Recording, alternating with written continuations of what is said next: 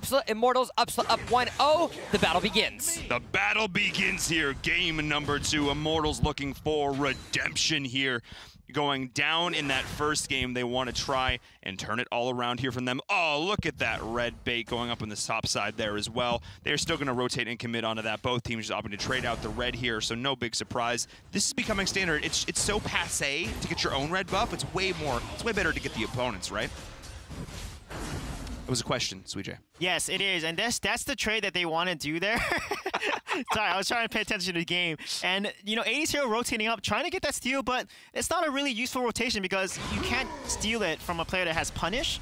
Again, you know, if the enemy jungler has punish, there's no way you can steal it unless you also have punish, and he doesn't have punish. So it was an interesting rotation by 80's hero. Instead of just shoving the mid wave and forcing them to lose potential farm or getting Neo low, they could have done something like that to then make a play from there. Because when you get someone low, 2 minutes comes quick, right? And once you get 2 minutes, you can then make a play for the objective.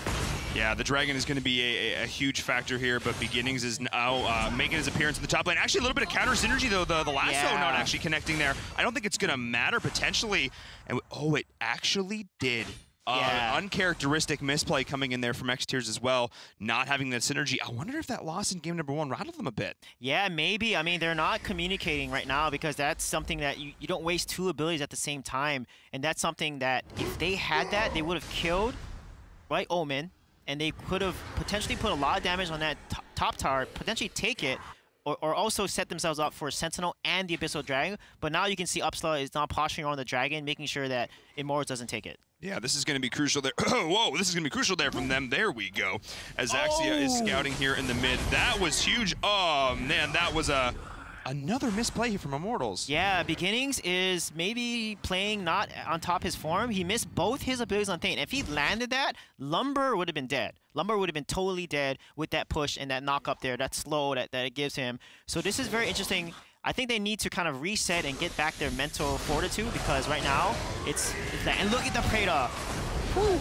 There we go. All right, that's what they needed to get themselves back here into this game. And now the ult coming in once again, though, but not really finding much value there from the Kali. And it is Bobo who falls, overextending. KZ Fox trying to chase on the kill, is able to secure that as well. Beginnings with the follow-up there. The damage, the stun isn't going to be enough. Preda trying to separate the team, trying to knock him down. But, oh, hey, an Omen has joined the fray. The lockdown is there. Beginnings is surviving for way too long, though. KZ Fox and crew, can they actually do this? 80-0, can you get your teammate out of here? Oh, no! Bearset was just not able to do it. That's the Beginnings we know. Yeah, they need to back off there. And then there's a lot of, they need to refocus here. Immortals, you know, Kali missed the ultimate, completely just whiffed it, right? Beginnings is missing his abilities.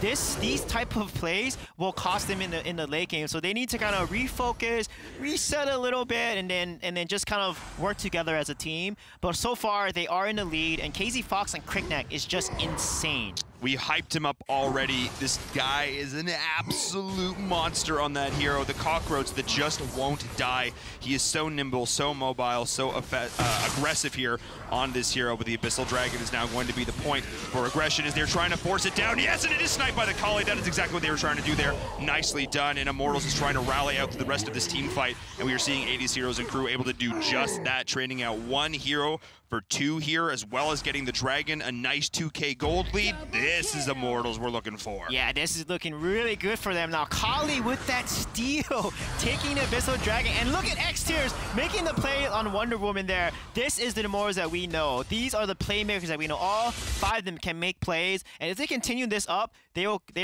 be looking really good in this game. X-Tiers, more like S-Tier. This guy is going off right now on that Wonder Woman, putting on a clinic so far, and it's part of the reason we really wanted them to prioritize these side laners here, because we know how powerful they can be on those heroes. Wonder Woman, of course, has had a great showing so far today between NA, and we are seeing Immortals using it beautifully here as they are starting to get some structural advantage here. Verse actually forced to pop the ult to get himself out. That's not what he wants to do there. Yeah, 2 towers down now for the side of Immortals. This is looking really good. It's already below the 5-minute mark. Now they can continue to invade jungle and just dominate the Dragon side of the map here. Just continue to get those jungle on a respawn timer and make sure you deny completely from the side of UPSLA.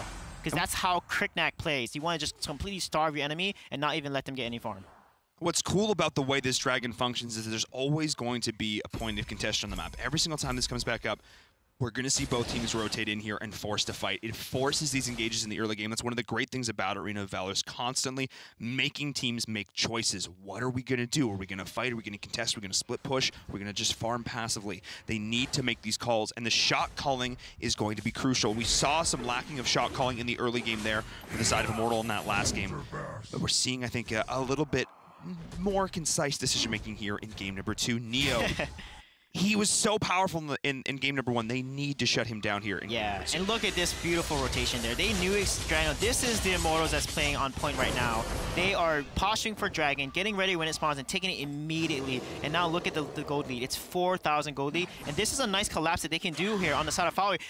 The thing about Valor is Kilgrath does not have the best escape. Saving Private Kilgrath, tanking both towers, and walking straight into the grave. Thanks for getting the red buff for me, I guess, says the side of Immortals. That was nice of you. And UPSLA now is in sort of full retreat mode. That was just a miscalculation. That was not ideal. Kilgrath only has one ability, Sea Spear. The only ability that he can use to like jump over a wall, but that's it. He does not have a good escape. He's the kind of a hero that wants to go in and fight. And if you're running away as Kilgrath, you're in big trouble. Speaking of big double potentially here, it is 80's hero. He's going to dish out this damage, but still in the early game, Kali just not... It's more like a tickle than a Gatling gun at this stage. You know, it's like a water gun per se. Not exactly where they want to be right now. X-Tiers is being chained up onto the tower, not respecting the Omen damage, but Omen not respecting his positioning right now as the entire side of Immortals has joined in the fray. His team was not there. They are collapsing in return onto Ryoma in the bot lane as those. They need to be careful there as Trogdar is chasing him down. Ryoma in full retreat right now, but he is able to get out. Nicely done there. That was huge as well. So not giving up another kill across the map. Immortals 8-2. Yeah, that was such good patience from KZ, and also saving that Thane charge and using it at the right time to push Omen upwards so he has no way to escape. And this is how they should be playing. You being patient, not wasting your abilities, and then forcing your opponent to then play into your win condition. That's exactly what they're doing, and KZ Fox and Kriknak is just insane. The split pushing that is happening right now is actually monstrous. All 3 lanes simultaneously from Immortals. This is actually huge from them here. They are just putting UPSLA on the backstep. This is what we expected in game number 1. They are out-rotating them. It's like they, again, sometimes between games 1 and games 2, I just wonder what happened. Also, Zaxi almost found a friend in that bush. I wonder what happened because it seems like we see a completely different team came out. Talk to us about the mindset of a player going into a game number 2 like this. I think they're focusing now. They're focusing on what they need to do to win. They're not talking about the mistakes they're making. They're rotating as a unit. That's exactly what they need to do. They need to come together as a team. They need to fall together instead of falling apart. And that's exactly what they're doing. And it's working out really well for them. They need to keep this up and continue to starve the jungle. Starve them out. You should not be giving any jungle over to the side of UPSLA right now because you guys are they're in such a big lead right now. Immortals, falling with style. That's what they need to do, right? That's it right there. Because now UPSLA 16.3 to 22.4. Immortals are looking really solid here in game number 2, and Bobo is one of those key factors in that. Dodging out. Look at the skill shots coming in from UPSLA. That's huge for them. So telegraphed. They are absolutely denying all this aggression. The follow-up. There's the Kali damage. Thane is putting them down. Look at that. That is what we were excited for. That was what I was looking to see. I was questioning whether or not this hero would be able to synergize with the rest of the comp. When you player that close, player that aggressive, she makes it look good. Yeah, and look at that, catching out Verse. Now UPSLA is just in a weird position. He wasted his ultimate. There's no reason to use the Omen ultimate there, but the synergy and the collapse from Immortals, they're playing so well, putting so much pressure, and look at KZ Fox getting a kill on Valor right there. I guess Bug beats Lizard. That's the story there. I mean, KZ Fox is just fat at this point. This guy has gotten fed. Look at him diving towers. Look at the damage that he's able to execute here. There is a reason the KZ Fox Kriknak is a thing. You are seeing it demonstrated on your screen right now. Yeah. They're pushing it onto the high ground. Zaxia, despite being a very tanky hero, he is going to be just absolutely destroyed here as GOD and crew. They are looking so solid in this initiation. Bang is able to actually escape through all of this. They are trying to chain up. Verse is trying to chain up 80's hero there, but not actually able to get the kill. They're able to get the tower, able to get those takedowns. This is massive.